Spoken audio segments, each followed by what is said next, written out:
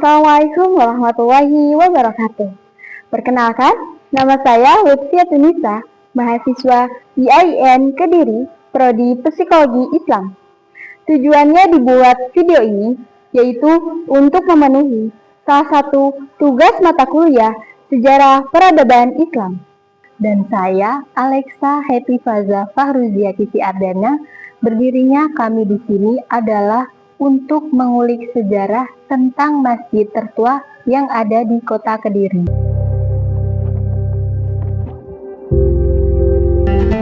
Di tengah hamparan tanah Jawa Timur, berdiri megah sebuah monumen yang menjadi lambang kebanggaan Kabupaten Kediri, yakni Simpang Lima Gumul.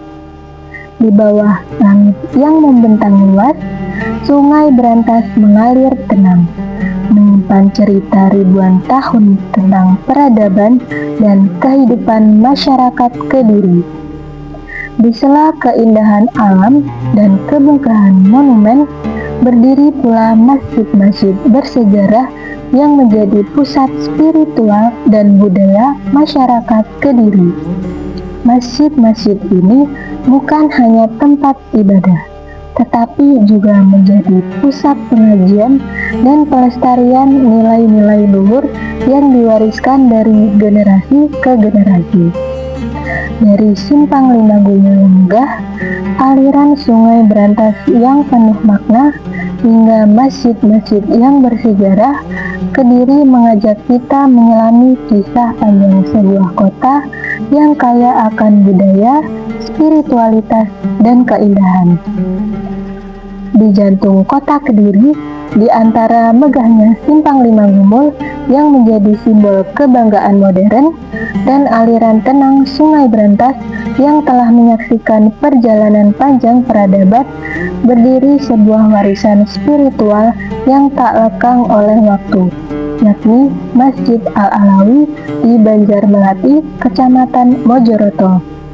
Masjid ini bukan sekedar bangunan tua, melainkan saksi hidup sejarah Islam di Kediri. Di tengah riuh modernitas kota Kediri, berdiri sebuah bangunan tua yang diamnya menyimpan gema zaman, yaitu Masjid Al-Alawi. Ia bukan sekedar rumah ibadah, tapi saksi bisu dari perjalanan iman, budaya, dan pengabdian yang telah berakar kuat selama berabad-abad. Di balik dindingnya yang sederhana, terpatri kisah tentang dakwah yang sunyi, perjuangan yang tak terlihat, dan doa-doa yang terus mengalir tanpa henti. Dari satu generasi ke generasi berikutnya, masjid ini tetap kokoh berdiri sebagai pelita yang tak pernah padam di tengah gelombang zaman. Hari ini, kita akan menelusuri jejak sejarah itu melalui penuturan dari generasi ke-8 keturunan Kyai Anbiya, sang pendiri Masjid Al-Alawi, yang kisahnya akan disampaikan oleh salah satu santri kepercayaannya.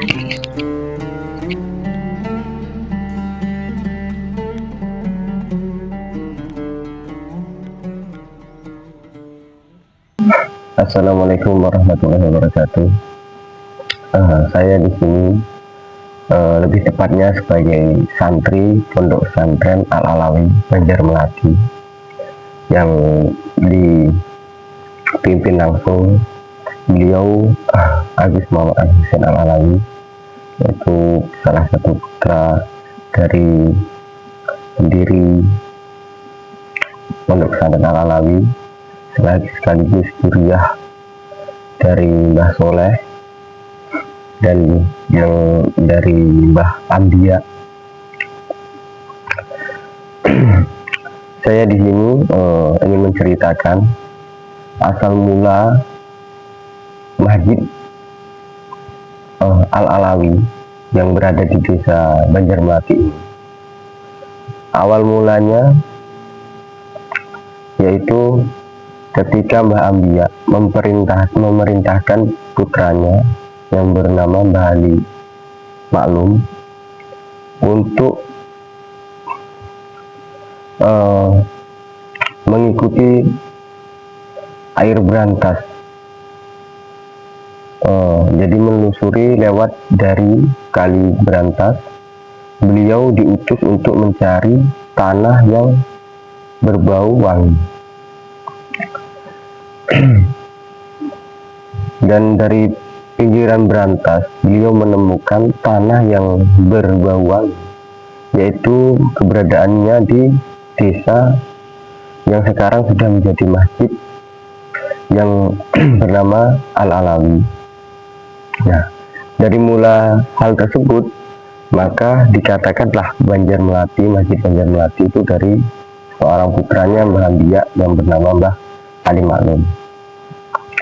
Setelah beliau menemukannya, singkat cerita, lalu beliau mendirikanlah masjid yang sekarang kita tempat ini, yaitu Masjid Al-Alawi, untuk sebuah nama yang pertama, yaitu yang pertama kali mungkin masih bernama Masjid Al-Alawi, dan mufakat dari para masyayikh dan dari pihak keluarga besar Duriyah, yaitu memberi nama Al-Alawi. Nah, untuk yang pembangunan, mungkin kalau untuk pembangunan nanti itu mungkin dari putra-putra beliau. Sedangkan kan kalau dari Mbah Ambia itu kan sudah lama ya, jadi kita mungkin agak itu sekitar 5 abad yang lalu. Jadi untuk informasi mungkin kita agak kurang detail gitu ya, karena sudah lamanya kan gitu. Tapi kalau untuk beliau sendiri ya masih tampak jelas, maksudnya itu ya kita memang dari silsilah itu memang dari Mbah Ambia awal mulanya itu, dari Mbah Ambia yang memerintahkan putranya gitu.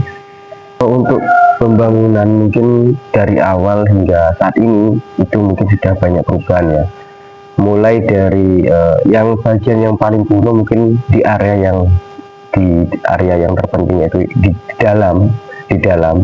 Kalau yang untuk Serambi ini pembangunan di era Mbah Syihab mungkin, jadi sekitar tahun 2000-an itu sudah bangun yang kedua, dan pembangunan yang pertama itu masih di tahun 90-an, 1090-an.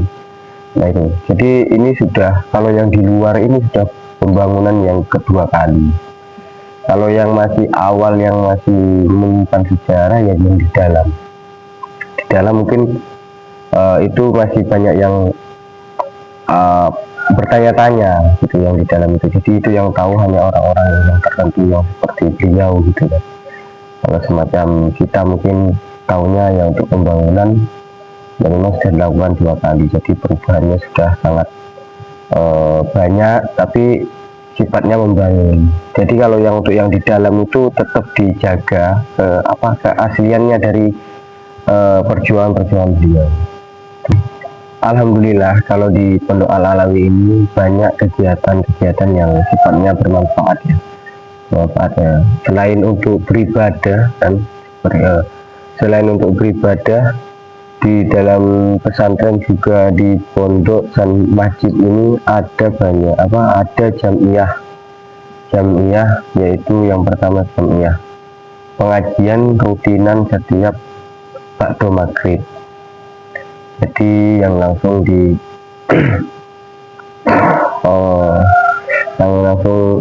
dipimpin oleh Mas Husen, yaitu pembacaan kitab kuning ya, salah satunya kitab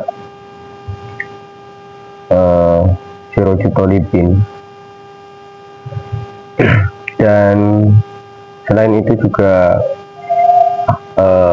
pada setelah asar itu juga ada pengajian yang diikuti oleh para santri, dan setelah subuh itu juga ada pengajian, dan setiap malam Jumat itu juga ada kegiatan ekstra, kegiatan tambahan, yaitu jamiah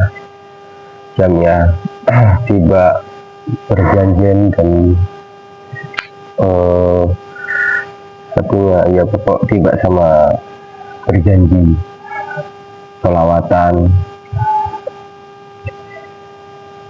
Dan untuk kegiatan yang meliputi masjid tentunya banyak.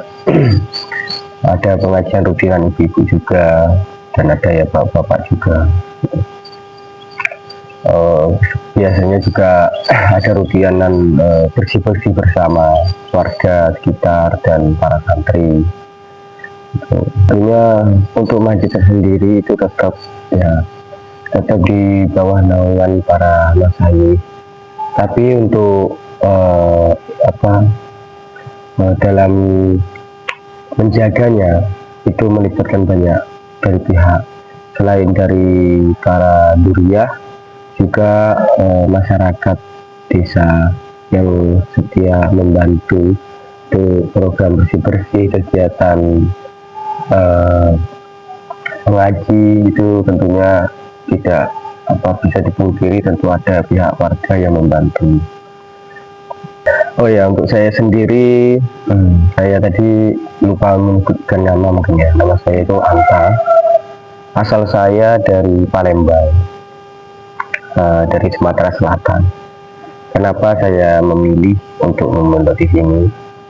Yang pertama, mungkin saya memang dari luar Sumatera belum tahu bahwasanya di sini ada pondok pesantren yang bernama Al-Alawi.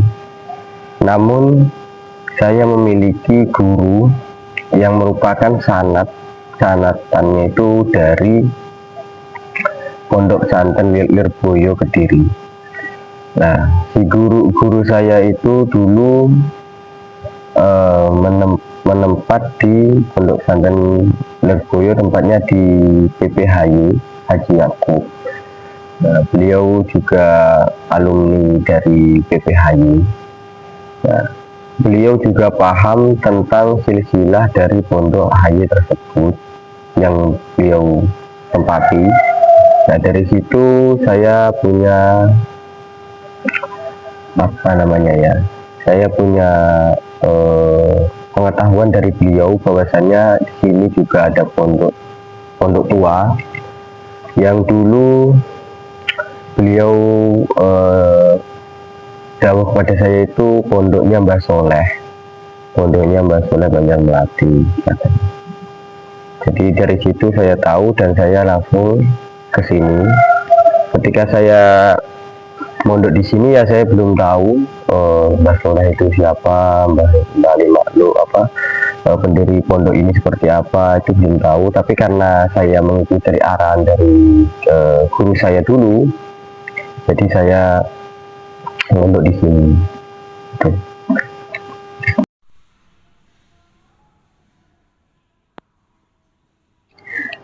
Masjid bukan hanya sekedar bangunan, tetapi masjid adalah saksi bisu perjalanan umat, tempat di mana sejarah, doa, dan harapan bersatu dalam keheningan. Semoga kisah masjid ini menjadi pengingat akan pentingnya menjaga warisan bukan hanya secara fisik, tapi juga dalam hati dan amal. Terima kasih telah menyimak video ini.